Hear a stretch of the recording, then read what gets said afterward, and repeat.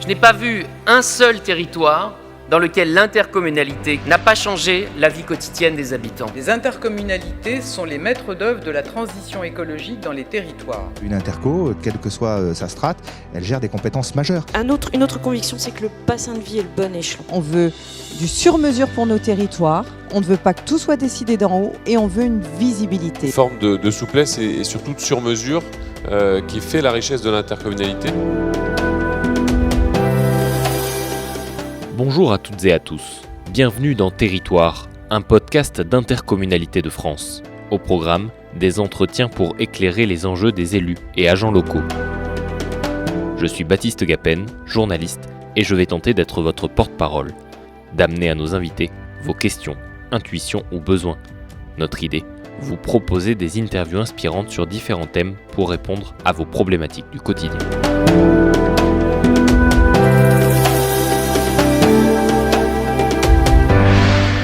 Aujourd'hui, pour notre 5e épisode, nous recevons Frédéric Bordage, fondateur du collectif Greenit.fr qui regroupe des experts et des expertes à l'origine des démarches de sobriété numérique. Il travaille avec des entreprises et des collectivités publiques pour les aider à éco-concevoir leurs sites internet et démarches en ligne. Depuis plus de 20 ans, il est reconnu comme l'un des pionniers du numérique responsable, qui est justement notre thématique pour cet épisode. Bonjour Frédéric Bordage. Bonjour. Vous avez donc une vie bien remplie, vous êtes notamment l'un des précurseurs de ce qu'on appelle le numérique responsable. Vous avez par exemple fondé en 2004 la communauté Greenit qui tourne autour de ce sujet. Pour qu'on parte tous sur les mêmes bases déjà dans ce podcast, qu'est-ce que c'est que le numérique responsable ? Alors, le numérique responsable, la dernière définition partagée, la plus courte, c'est un numérique qui respecte le vivant avec un grand V, c'est-à-dire la nature et les êtres humains au sens large. Donc on va agir sur le volet people, toute la dimension sociale, les êtres humains, et planète, toute la partie environnement. Voilà, c'est aussi simple que ça. Et c'est possible ou pas ? Parce qu'il y a une espèce de grand fantasme, on a l'impression qu'en fait le numérique ne pourrait pas être responsable. Tout à fait, c'est possible d'avoir une démarche la plus responsable possible quand on fait du numérique. De toute façon, dès lors qu'on a une activité humaine, a fortiori technique industrielle, comme le numérique, on va avoir des impacts environnementaux directs négatifs, quoi qu'on fasse. La question, c'est est-ce que ces impacts directs négatifs permettent d'en éviter beaucoup d'autres à côté ? Et donc, est-ce qu'on a un bilan au final qui est positif ? C'est ça le sujet. Donc, le numérique responsable, sur le volet environnemental, c'est être capable de faire cette balance entre les impacts qu'on ajoute avec le numérique et les bénéfices qu'on va en tirer, soit d'un point de vue environnemental ou d'un point de vue humain. Passer un scanner, on est content d'avoir du numérique pour se soigner. Il y a beaucoup de bénéfices au numérique. Malheureusement, comme tout médicament, d'une certaine façon, ça a des effets secondaires. Et le numérique responsable vise à limiter au maximum ces effets secondaires, d'une part. D'autre part, si je développe un peu cette notion de numérique responsable, il y a vraiment l'idée de se poser la question de à quoi ça sert, pourquoi je fais du numérique, est-ce que c'est vraiment utile là de rajouter des impacts. Donc il y a la notion de pourquoi j'utilise le numérique. Voilà, qui est plus une notion qui va jusqu'à des problématiques sociétales, compte tenu de la raréfaction de cette ressource, un sujet qu'on abordera peut-être plus tard. Oui, c'est ça, on pense souvent à l'empreinte carbone quand on pense à responsable. En fait, c'est bien au-delà, même si l'empreinte carbone, c'est au fond un grand sujet dans le numérique responsable. Alors, la question est intéressante de l'empreinte carbone, parce qu'en fait, l'empreinte carbone, c'est pas un sujet quand on s'intéresse aux impacts environnementaux du numérique. La dernière étude qu'on a réalisée pour l'ADEME et l'ARCEP, qui est l'étude officielle en France sur les impacts du numérique en France, on a fait la même en Europe, on a fait la même pour le monde. On fait partie des experts mondiaux de la quantification des impacts environnementaux du numérique. Donc cette dernière étude officielle publiée en France, elle dit quand on prend 100% des impacts du numérique, eh bien 52% c'est de l'épuisement de ressources abiotiques, des métaux, des minéraux, des ressources fossiles. 28% ce sont des radiations ionisantes, donc là on est plutôt sur les impacts sur la santé humaine et des écosystèmes. Et seulement, entre guillemets, 11% des émissions de gaz à effet de serre. Et puis après, il reste 9% d'autres impacts. Donc finalement, on parle énormément des émissions de gaz à effet de serre associées au numérique. C'est 11% du problème. Si on ne parle que de ça, alors on est en plein greenwashing, puisque se focaliser sur 11% quand il y a 89% d'impact à côté, c'est la définition même du greenwashing. D'où l'importance de regarder cette problématique des impacts environnementaux du numérique. ce volet-là du numérique responsable, de le regarder avec les bons indicateurs que sont l'épuisement des ressources abiotiques, les radiations ionisantes et aussi les gaz à effet de serre à hauteur de 11%. C'est ça, de parler des impacts en fait réels. Et donc le premier impact, c'est en fait la production de nos appareils. Tout à fait. Le premier impact, quand on regarde le numérique mondial ou à l'échelle de l'Europe ou de la France ou d'une entreprise ou d'un individu, quelle que soit l'échelle à laquelle on regarde les impacts environnementaux du numérique, premier impact, ce sont les terminaux des utilisateurs, les smartphones, les ordinateurs, les télévisions, les thermomix, tout ce qu'on peut imaginer d'objets numériques qu'on possède. Et c'est leur fabrication, effectivement, qui va concentrer entre 2/3 et 3/4 des impacts associés au numérique. C'est quoi les impacts du coup quand on a besoin de quoi et qu'est-ce que ça... Les impacts ils sont liés essentiellement à l'extraction des matières, donc les métaux, les minéraux. Donc on va extraire les minerais du sol, on va excaver de la terre, extraire de cette terre les minerais. Des minerais on va récolter des métaux et ces minéraux on va les transformer en composants électroniques, des microprocesseurs, des barrettes de mémoire vive, etc. Et ce sont ces deux étapes qui concentrent le gros des impacts. Évidemment, vous imaginez que quand on va ouvrir une mine et creuser le sol, bien on va avoir des impacts environnementaux qui vont être très importants. C'est pas pour rien que l'Europe a externalisé finalement ces mines en Australie, en Asie, partout, mais on n'a plus de mines chez nous. C'est pas pour rien, c'est que derrière des mines, il y a des impacts environnementaux, il y a des impacts sociaux pour les populations locales et sanitaires, et il y a même des impacts de santé pour les personnels qui y travaillent. Donc c'est des impacts de santé, c'est des impacts liés à la biodiversité, etc. Pour faire mieux, le premier, donc si on vous écoute, la première chose à faire, c'est de moins acheter, de mieux recycler. La première chose à faire, c'est d'éviter de fabriquer. Donc c'est de se poser la question, est-ce que j'ai loupé ma vie à 40 ans si j'ai pas cette montre connectée ? Ben non. Donc éviter de se suréquiper. Pour éviter de se suréquiper, eh bien, on va arbitrer ces usages du numérique. Et puis après, effectivement, il y a la notion de la durée de vie. Il faut fabriquer moins, mais faire en sorte que ce qu'on fabrique, ça dure plus longtemps. Donc comment je fais pour allonger la durée de vie ? Et là, on va partir sur les notions de réparation, de réemploi, de reconditionnement. Ça va vraiment être les deux piliers fondamentaux. Et pour que ces piliers, on puisse les mettre en œuvre, si on veut utiliser moins de serveurs, moins de bandes passantes d'un côté, et si on veut allonger la durée de vie de nos ordinateurs, de nos smartphones, il y a un moment, va falloir qu'on puisse accéder à nos services publics, inscrire ses enfants à la cantine, quel que soit le service en ligne, le service numérique auquel on souhaite accéder, il va falloir qu'on puisse le faire avec un vieux smartphone, un vieil ordinateur en bout de ligne ADSL. Et donc ça, c'est l'éco-conception des services numériques. Avec ces trois piliers, on a traité 95% des impacts du numérique. Et ensuite seulement arrive le recyclage, puisque le sujet, c'est qu'on collecte peu nos déchets d'équipements électriques et électroniques. Dans un pays exemplaire comme la France, on est en dessous de 65% de taux de collecte, on n'atteint pas l'objectif de la Commission européenne. Et sur ces 2/3 d'équipements qu'on collecte, on recycle très peu et très mal les matériaux qui sont à la fois les plus coûteux, tant d'un point de vue économique qu'environnemental. Donc il faut effectivement qu'on progresse sur le recyclage, mais pour l'instant il faudrait des décennies en fait qu'on n'a pas devant nous pour progresser suffisamment sur le recyclage pour être efficace. Donc l'enjeu c'est appuyer fort sur la pédale de frein, donc vite et fort, et il faut fabriquer moins d'équipements, les utiliser le plus longtemps, c'est vraiment l'enjeu essentiel. Tout ce qu'on entend sur les usages c'est vraiment du détail. Les mails, les moteurs de recherche d'écolo, c'est vraiment du détail à côté de la durée de vie et du taux d'équipement. Les autres impacts, vous avez dit, donc la santé. Alors, on a l'épuisement des ressources abiotiques. Donc là, c'est pas une question d'impact sanitaire ou environnemental. Il y a 52% de l'empreinte du numérique en France, c'est la disparition de ressources avec lesquelles on fabrique le monde d'aujourd'hui. Comment ferons-nous dans une trentaine d'années à peu près pour fabriquer le monde d'aujourd'hui et le numérique, mais aussi toute la technologie au sens large, comment on fera pour la fabriquer si on n'a plus de stock de ces matériaux ? Donc ça pose une question de changement radical de société, et on va vers un monde qui sera inéluctablement plus low-tech, parce qu'on est en train d'épuiser les dernières réserves rentables, c'est un terme technique qui désigne les derniers stocks de matériaux à partir desquels on fabrique le numérique. Et on ne parle pas de 200 ans.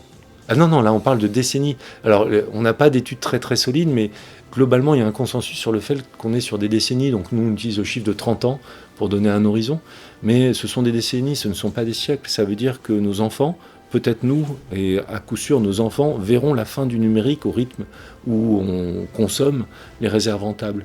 Et comme il faut 15 à 20 ans pour ouvrir une mine et qu'elle soit vraiment exploitée à son maximum, c'est long, hein, entre les autorisations d'ouverture, la détection des gisements, les autorisations d'ouverture, la mise en production, etc.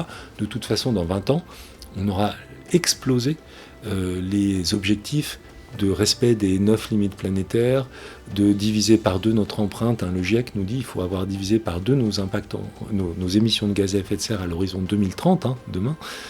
Donc de toute façon,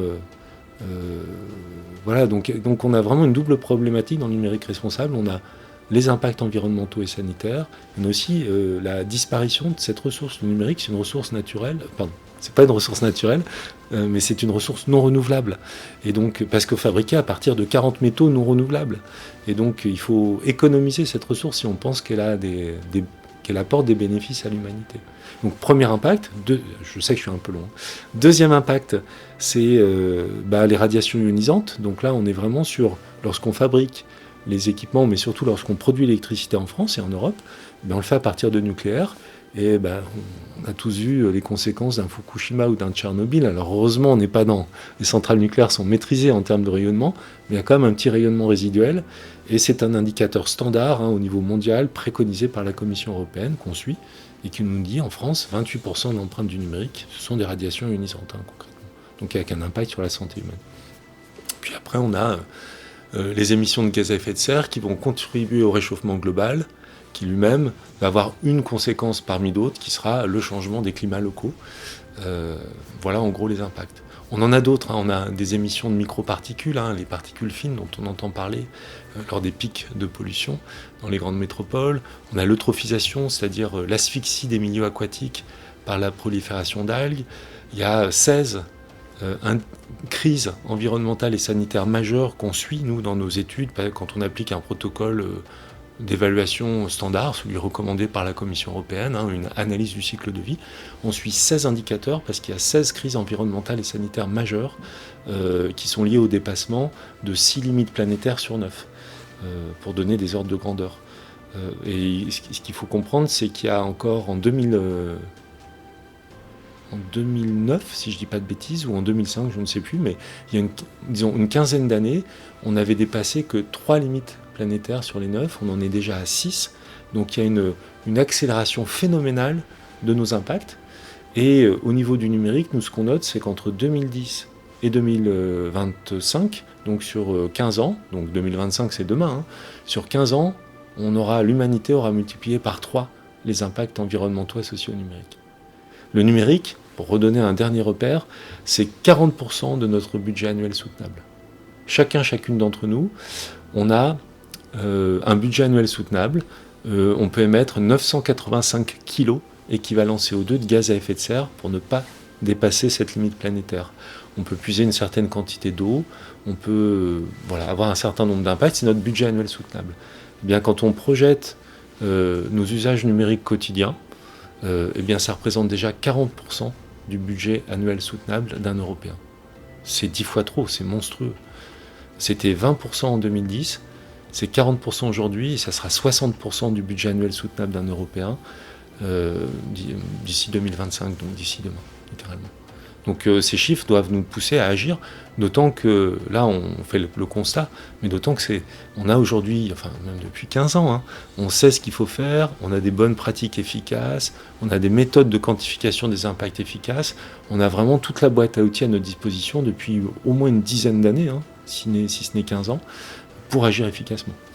Il y a la loi RIN qui est arrivée donc, pour réduire l'empreinte environnementale du numérique. Qu'est-ce qu'elle a changé, en fait, cette loi ? Alors, nous, on prononce REN, mais on peut dire RIN, chacun prononce comme il le souhaite. Cette loi, elle est intéressante. Déjà, ce sont des sénateurs qui sont à l'origine, Patrick Chaize et son acolyte. Donc, c'est intéressant de voir que les sénateurs qui ne sont pas les plus geeks en France sont à l'origine de cette loi. Cette loi, initialement, elle était intéressante parce qu'elle était contraignante. Et puis quand elle est passée à l'Assemblée nationale, je vous laisserai décrypter ce que ça veut dire, elle était vidée de sa forme contraignante. Donc la loi Rennes, elle est intéressante parce que historiquement, c'est la première fois à l'échelle de l'histoire de l'humanité qu'un pays légifère spécifiquement pour réduire des impacts d'un domaine qui est le numérique. Donc c'est cocorico, une première mondiale d'une certaine façon. Ça envoie un signal intéressant. Par contre, elle est très peu contraignante. Et aujourd'hui, pour votre public, je pense que l'article le plus intéressant sur les 36 articles, c'est l'article 35, qui contraint les communes de plus de 50 000 habitants. Je reviendrai sur les articles 1 et 3. Mais c'est l'article 35 qui contraint les communes de plus de 50 000 habitants à quantifier l'empreinte environnementale du numérique à leur échelle, leur système d'information, et à l'échelle de leur territoire. Et donc l'empreinte environnementale, c'est un terme technique qui désigne la somme des impacts environnementaux. Donc toutes les communes de plus de 50 000 habitants vont devoir faire une analyse du cycle de vie de leur numérique, à leur échelle et sur leur territoire, pour identifier les sources d'impact et ensuite publier, à l'horizon du 1er janvier 2025, un plan d'action qui doit être public et qui dit voilà, on a quantifié tant d'impact à tel endroit, en face on a mis tel plan d'action et cette action, on a un objectif chiffré, quantifié de tant de réduction. Donc ça c'est très intéressant parce qu'on sait que ça commence par les communes de plus de 50 000 habitants et puis ça va ensuite aller sur les 200 000 habitants, les acteurs de l'État, les grandes entreprises, les PME, les TPE et finalement tout le monde devra s'y coller. Ça va les pousser au moins à y réfléchir, à mettre le sujet sur la table. Tout à fait. Ça va, et surtout, on voit un signal aux autres communes de moins de 50 000 habitants, aux entreprises privées qui disent « oulala, c'est comme ça qu'on a commencé avec le bilan gaz à effet de serre réglementaire, le BGS réglementaire. D'abord les grands acteurs, puis les petits. » Et tout le monde voit cette contrainte de quantification et d'affichage environnemental arriver. Et si j'utilise le terme affichage environnemental, la France, en fait, est en avance dans la mise en œuvre de la stratégie européenne, mais attention, tout ça vient de l'Europe, et l'Europe, depuis décembre 2021, dit à l'ensemble, donc ça fait déjà 2 ans, un peu plus, dit à l'ensemble des pays membres, maintenant vous arrêtez de jouer, vous quantifiez tous les États membres, tous les membres de l'Union européenne, vous quantifiez des impacts environnementaux avec une méthode scientifique consensuelle qui est l'analyse du cycle de vie, et vous allez devoir afficher ces impacts avec l'idée d'un Nutri-Score environnemental sur mabanquenligne.com, mon système d'inscription de mes enfants à la cantine, donc qu'on soit du domaine privé ou public, une grosse entreprise ou une petite, demain, il y aura partout des étiquettes environnementales à l'échelle d'un Nutri-Score, au lieu des protides, des lipides et des glucides, on aura du gaz à effet de serre, de l'épuisement de ressources abiotiques et équivalent. Donc tout ça est en train d'arriver, et finalement ce qui est intéressant, c'est qu'en France, avec la loi Rennes, on commence à mettre en œuvre cette stratégie européenne, en fait. On l'a fait pour les communes de plus de 50 000 habitants avec l'article 35 de la loi Rennes. On l'a fait avant avec l'article 13 de la loi AGEC, qui contraint les opérateurs télécoms et les FAI à fournir... regardez votre facture téléphonique, vous verrez que dessus, vous avez des impacts environnementaux. C'est issu, en fait, de la loi AGEC, l'article 13. Et on a d'autres affichages environnementaux comme ça qui commencent à arriver, notamment l'article 2 de la loi climat, qui enjoint tous les secteurs d'activité, dont le public, à expérimenter l'affichage environnemental jusqu'au 1er janvier 2025, de mémoire, sur la base du volontariat. Quand on entend sur la base du volontariat avec une date butoir, ça veut dire qu'après, on peut imaginer que le législateur contraindra toutes les communes, tous les acteurs publics, tous les acteurs privés, à ajouter cette étiquette environnementale pour que les citoyens et les consommateurs puissent choisir aussi des produits, des services, ou évaluer le service rendu par une administration ou une collectivité à l'aune de la performance environnementale concrète. Ce que j'entends, c'est qu'on ne va pas assez vite, mais qu'on est quand même pionnier. Alors, bien sûr, c'est ça. Votre réflexion est intéressante. On est une exception au niveau mondial, la France. J'ai beaucoup voyagé, je sais que ça fait très franco-français de le dire comme ça. Mais quand j'échange avec des personnes de l'EPFL, c'est la référence en Europe en termes d'école d'ingénieurs, ou du MIT, qui est aussi un peu une référence mondiale, eh bien je me rends compte que globalement, on est en avance en France. C'est lié à la qualité, au sens technique du terme, c'est pas un jugement ni positif ni négatif de notre kilowattheure électrique, qui est nucléaire. Et donc, comme il y avait peu de gaz à effet de serre, officiellement, il y a peu de gaz à effet de serre dans notre kilowattheure électrique, eh bien, des acteurs comme nous, il y a 20 ans, ou Ecoinfo du CNRS en 2006, donc je vous laisse faire le calcul. Ça nous a poussé à regarder autour de la consommation électrique et à développer une vision systémique du sujet pour réfléchir en cycle de vie complet, avec différents indicateurs environnementaux, etc. Pour autant, donc on est en avance en France, on essaie d'essaimer partout dans le reste du monde. Pour autant, on va pas du tout assez vite. Le GIEC nous dit, en 2030, on a divisé par 2 les émissions de gaz à effet de serre de l'humanité. Nous, ce qu'on voit, c'est qu'à l'échelle de quelques décennies, il n'y a plus assez de ressources pour fabriquer du numérique. Donc, aujourd'hui, on fait semblant. Disons-le très clairement, la loi Rennes, c'est un progrès symbolique. Tout ce qu'on brasse aujourd'hui autour du numérique, c'est quand même assez symbolique. Et on ne peut pas faire plus vite parce qu'en tant qu'être humain, on a des limites cognitives à notre capacité à changer plus vite. Mais pour l'instant, on n'est pas du tout dans le timing que pourraient nous opposer des scientifiques. Il faut aller vraiment plus vite. Si on prend les leviers de ceux qui nous écoutent, donc pour les collectivités, notamment les intercos, pour agir, donc là, il y a cette fameuse obligation de réfléchir, au moins pour les communes de plus de 50 000. Est-ce qu'elles sont à l'heure? Est-ce qu'elles ne sont pas à l'heure? Elles vont y arriver? Est-ce qu'elles ont saisi un peu le souci? Vous travaillez quand même avec des collectivités, on en est où? C'est très disparate. Ce qu'on peut dire, c'est qu'il y a des collectivités territoriales, quelle que soit leur taille, qui s'y intéressent depuis des années et qui mettent en place des plans d'action depuis des années. Je pense à Max, Marennes, Adour, Côte-Sud ou d'autres. Il y a des grandes villes qui prennent le sujet à bras-le-corps, je pense à la ville de Paris ou d'autres. Par contre, il y a aujourd'hui un manque de formation des équipes qui fait que malgré toute la bonne volonté, l'intégrité des élus, des équipes sur le terrain, des agents, etc., il y a souvent des hors-sujets en fait. Pourquoi ? Parce que tout le monde est concentré sur la consommation électrique, qui est un détail entre guillemets, sur les data centers qui sont absolument un détail à l'échelle d'une collectivité, sur les émissions de gaz à effet de serre qui ne représentent que 11% des impacts. Et donc aujourd'hui, il faut vraiment que les collectivités se forment pour pouvoir adresser le problème plus vite et plus efficacement. Parce qu'on veut se concentrer sur des choses trop visibles ou parce que c'est ce que les habitants demandent? Non, le sujet, il y a une forme de désinformation générale. Manque de formation. Manque de formation des agents et des élus.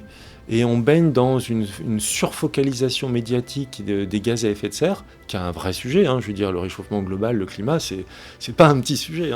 Mais à l'échelle du numérique, ça n'est que 11% du problème. Et donc, tant qu'on ne regarde pas les 89% restants, on a un vrai risque de passer à côté du sujet, concrètement.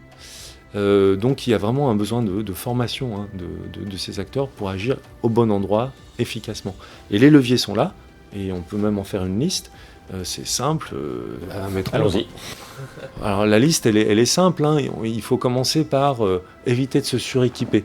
Donc, on peut faire 2 listes. On peut faire une liste à l'échelle du système d'information d'un acteur public. Donc là, c'est vraiment son système d'information de gestion à lui. Et puis après, il y a son territoire. Ce sont 2 sujets différents. À l'échelle de son système d'information qu'on maîtrise bien, où on sait compter le nombre d'ordinateurs, d'écrans, etc.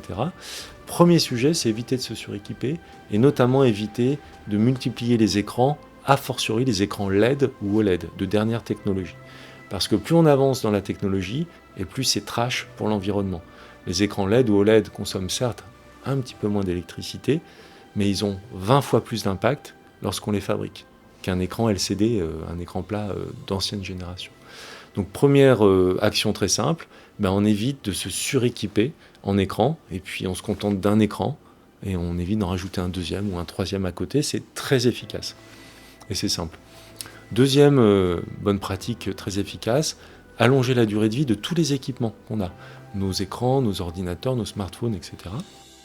Pour y parvenir, quand on est une collectivité, soit on est une toute petite collectivité, une petite mairie qui a, 15 postes de travail, là on va pouvoir acheter des équipements reconditionnés, c'est-à-dire des équipements professionnels qui ont été remis à neuf et à qui on va donner une seconde vie. Si par contre on est une grosse collectivité ou un gros acteur qui doit, acquérir 10 000 postes de travail, on ne va pas trouver d'équipement, on ne va pas trouver 10 000 ordinateurs du même modèle reconditionné. Dans ce cas-là, le sujet, c'est de devenir un gisement d'équipements à reconditionner, et c'est donc de systématiser, de massifier le réemploi du parc d'ordinateurs, d'écrans, etc., qui sort de la collectivité, pour leur donner une seconde vie. En appliquant déjà ces 3 bonnes pratiques, éviter de se suréquiper, allonger la durée de vie avec soit l'achat d'équipements reconditionnés, c'est d'ailleurs une contrainte de la loi AGEC, soit devenir un exutoire, et donc proposer des équipements à reconditionner aux reconditionneurs. On a déjà fait une grosse part du travail. Donc 3e bonne pratique, c'est l'éco-conception des services numériques, qui est absolument critique. Si je veux pouvoir étendre cette démarche à mon territoire, où je vais avoir le plus d'impact, au-delà de la sensibilisation de mes administrés, où je vais avoir le plus d'impact, c'est permettre à mes administrés d'inscrire leurs enfants à la cantine sans devoir remplacer leur ordinateur qui serait trop vieux pour le faire. Donc c'est toute l'éco-conception des services numériques, donc les services que moi, en tant qu'acteur public, je mets à disposition de mes administrés. Donc je prends l'exemple de l'inscription à la cantine, mais vous imaginez trouver l'adresse de la déchetterie, enfin le nombre de cas d'usage en fait, auxquels on répond au travers notamment d'un site web de la ville ou de la métropole, rien que à ce niveau-là. Avoir des sites bien faits et simples en fait, pas Très les chercher... Très léger. Ouais. Tout à fait, avoir des sites, l'éco-conception, c'est vraiment se concentrer sur le besoin essentiel des utilisateurs et faire en sorte que ça fonctionne pour les plus mal lotis. Ne pas créer d'exclusion numérique. Donc c'est intéressant, plus quand on est un acteur public, parce que en ayant des sites web ou des services numériques, d'autres technologies très légers, conçus pour fonctionner sur des équipements vieillissants, en bout de ligne ADSL, eh bien on va lutter contre la fracture numérique, et plutôt que de créer de l'exclusion numérique parce qu'il faudrait la dernière version du navigateur ou de la 4G sur un smartphone récent, on va lutter contre cette fracture numérique. Donc il y a un double effet positif, on réduit des impacts environnementaux, parce qu'on permet à nos administrés, à tout notre territoire, de conserver plus longtemps ces équipements. Et en plus, sur le volet social, en fait, on évite de créer de l'exclusion, concrètement. Oui, c'est un des volets du numérique responsable, c'est l'inclusion aussi. Tout à fait. Alors moi, j'aime plutôt parler de la non-exclusion, parce qu'inclure, ça veut dire qu'on considère qu'on est la norme et qu'on va inclure les autres qui ne sont pas la norme. Et comme j'ai des handicaps, qui ne se voient pas ou qui ne s'entendent pas, en tout cas pour ce podcast, je trouve qu'il faut prendre l'habitude de dire il faut éviter d'exclure, C'est la non-exclusion qu'on vise. Et pour ne pas exclure, il faut tenir compte de l'altérité de notre territoire, en fait, mais aussi de nos agents. On a tous un handicap, ou on aura tous un handicap en vieillissant, qu'il soit visuel, sonore, cognitif ou autre. Et si on en tient compte, on arrive à des systèmes d'information, à du numérique qui est plus performant au niveau de la collectivité, système d'information de gestion, et on arrive à un numérique qui est plus performant aussi pour nos administrés, parce que tout le monde peut l'utiliser, parce que ça fonctionne. Même si on a un peu moins de neurones, même si on a des yeux un peu moins performants, même si on tremble, mais enfin bon. Oui, l'électronisme dont on parle, qui effectivement, notamment en zone rurale, peut souvent faire qu'il y a un problème avec les services publics. Tout à fait, l'électronisme, c'est aujourd'hui un tiers de la population, concrètement. Et l'électronisme, il n'est pas totalement lié à un profil, une CSP, un profil d'âge ou de formation ou de niveau d'études. On peut être victime de fractures numériques qui va s'apparenter très fortement à l'électronisme quand on a un bac+10 et qu'on essaye de changer sa carte grise sur le site dédié de l'État et qui est absolument qui fonctionne pas concrètement.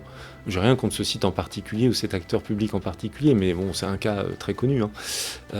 Et donc du coup, effectivement, ça permet de lutter contre l'électronisme, tout à fait. Il y a ce levier en interne, j'ai envie de dire, des collectivités, puis il y a un levier vers les habitants. Là, les collectivités, elles peuvent faire quoi ?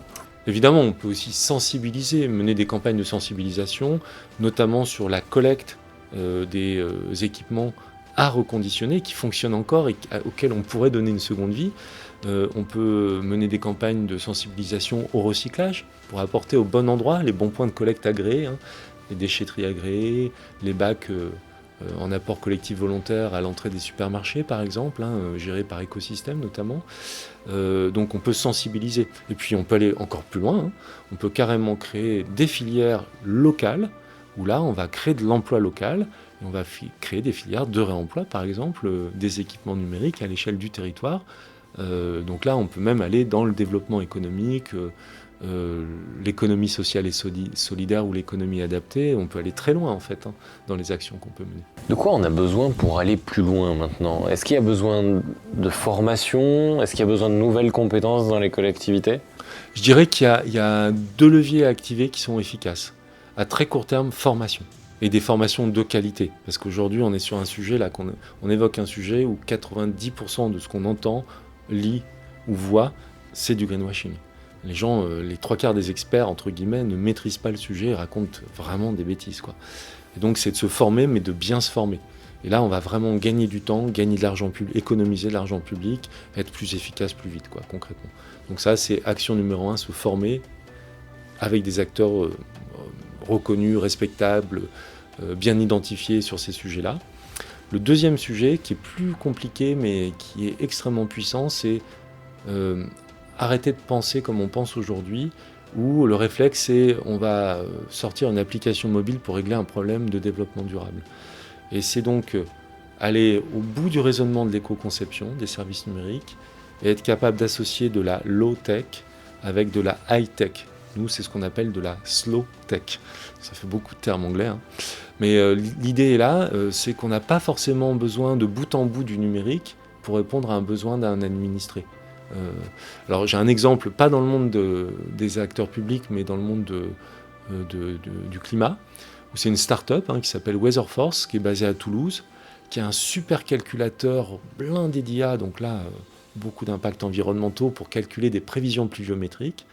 Et pour pouvoir transmettre ces prévisions pluviométriques à un énorme marché économique qui sont les pays émergents, eh bien, on a éco-conçu son application 4G, on l'a transformée en un simple SMS que l'instituteur ou l'institutrice du village va écrire et dessiner au tableau avec une craie sur un tableau noir, ou que le comptable ou la comptable va, pareil, écrire sur un tableau Velleda, quoi, concrètement, parce qu'il y a des coopératives agricoles dans ces villages.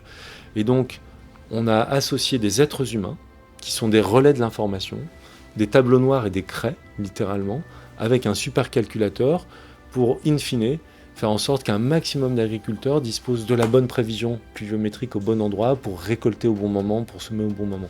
Cet exemple, on peut très bien l'appliquer à l'ensemble des prérogatives d'une collectivité territoriale. Ça veut dire besoin de formation, besoin aussi de compréhension. Quand on est un agent, j'imagine, de se dire tiens, non, je ne vais pas avoir 2 écrans, je vais en avoir qu'un. Et pour ça, c'est vrai qu'il va falloir passer par de la sensibilisation aussi en interne. Tout à fait, pour qu'on accepte de changer, qu'on accepte de ne pas avoir cette forme de ce qu'on prend encore comme une récompense du 2e écran ou du 3e écran, parce qu'il y a quand même un côté comme ça, c'est un signe extérieur de reconnaissance quelque part. Et puis il y a mon collègue qui en a 2, pourquoi moi j'ai pas le droit d'avoir un 2e? Il y a vraiment cette idée-là, et c'est humain, c'est juste humain. Je pense qu'il faut qu'on arrive à prendre conscience qu'il nous reste 30 ans de numérique devant nous et à se poser une question de fond, et donc sensibiliser évidemment les agents et les administrés, qu'on se pose la question, qu'est-ce qu'on veut faire avec les 30 ans de numérique qui nous restent, quoi? Est-ce qu'on veut modéliser le climat? Est-ce qu'on veut améliorer la condition humaine? Est-ce qu'on veut, se soigner, former nos enfants? Ou est-ce qu'on continue la gabegie actuelle? Ce matin, j'intervenais chez un acteur du numérique et je leur rappelais qu'entre 1969, l'ordinateur de bord de la mission Apollo, l'Apollo Guidance Computer, qui avait 4 kilo-octets de mémoire vive, et aujourd'hui, donc en 50 ans, entre 1969 et aujourd'hui, on a multiplié par 34 millions de milliards la puissance informatique, la puissance numérique disponible pour les êtres humains. C'est absolument colossal. Aujourd'hui, chacune d'entre nous, chacune d'entre vous qui écoutez ce podcast, vous avez 1 million de fois plus de puissance informatique que la NASA il y a 50 ans. 1 million de fois plus de puissance informatique. On utilise très mal cette puissance informatique, cette puissance numérique, et on l'utilise beaucoup pour des loisirs. Ça ne veut pas dire qu'il faut arrêter complètement les loisirs numériques, mais il y a peut-être un rééquilibrage à faire dans nos usages concrètement. Et donc si on sensibilise les agents et les administrés sur cette dimension, je pense que ça devient bien plus acceptable et même souhaitable d'utiliser un smartphone reconditionné, d'accepter d'avoir de ne pas rajouter un écran, parce qu'on comprend le pourquoi on agit, quoi. Merci Frédéric Bordage. Merci. C'est la fin de ce 5e épisode de notre podcast. Retrouvez une série de liens à propos du numérique responsable dans la description de ce podcast. Nous, on se retrouve bientôt pour un nouvel épisode de Territoire, le podcast d'Intercommunalité de France.